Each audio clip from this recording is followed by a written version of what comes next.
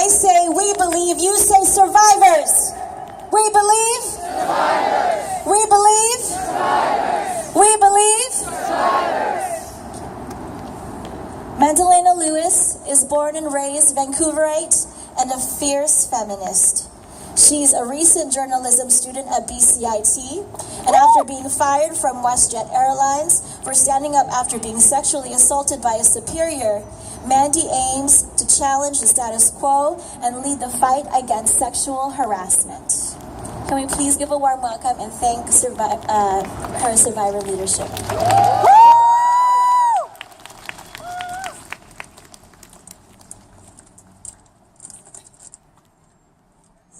Hi, I'm Mandalena. It's nice to meet you all. Hi. I would first like to acknowledge that the city we live in is on the unceded territory of the Musqueam, Squamish, and Tsleil-Waututh First Nations. Thank you for having me. I'd like to share a little bit about myself and why I'm standing with you here today. I'm a 32-year-old embarking on a new mission as a broadcasting and journalism student at BCIT. I was born at Grace Hospital, which is now called the Children's Hospital, and my first language spoken was Greek thanks to my mother. I was considered a sensitive child, but dubbed bossy because I always spoke up. I am now considered insubordinate. Thank you.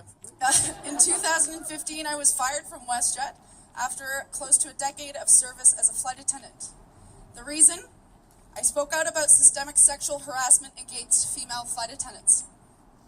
In 2010, I was sexually assaulted by a pilot on a layover in Hawaii and went through the full gamut of the reporting system. I told the police, I told WestJet, and went through the pain of sharing it with my family. I was determined to do the right thing and was genuinely surprised when the company responded recklessly. I was told it was my word against his. They tried to force me to sign a non-disclosure agreement and told me to keep quiet. I did not stay quiet. I spoke out at a company training session where I argued the company's lack of sexual harassment training, and a few months later I got a phone call from a woman who heard my remarks and told me she was sexually assaulted by the same pilot 2 years prior. This was the turning point.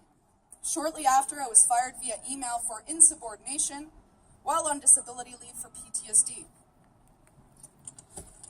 I filed a lawsuit against WestJet for wrongful dismissal and negligence in response to my complaint. Within hours of publicly sharing my story, half a dozen women came forward from WestJet, resulting in the current class action lawsuit against the company.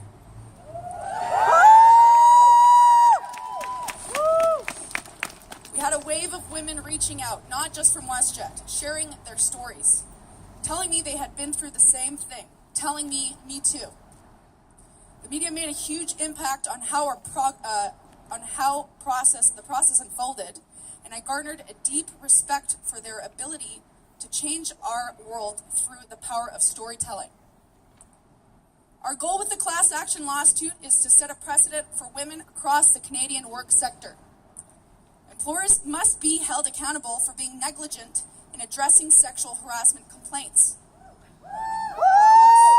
In 2014, Angus Reid's survey found that 43% of women have been sexually harassed at work. Widespread change needs to take place because enough is enough. Enough is enough.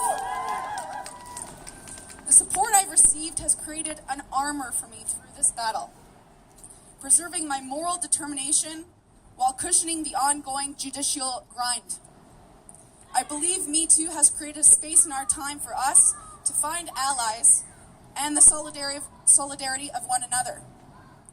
It is vital to be taking care of ourselves as individuals. Resilience tactics, giving yourself compassion, love, and patience to foster healing. Being outdoors near the ocean has helped me tremendously, and I have recultivated my relationship with the natural world. I am thankful and privileged to have had strong support, access to various therapies, and education. Due to this privilege, I feel it is my responsibility to take this battle on for those who may not be able to. In solidarity, thank you very much for having me.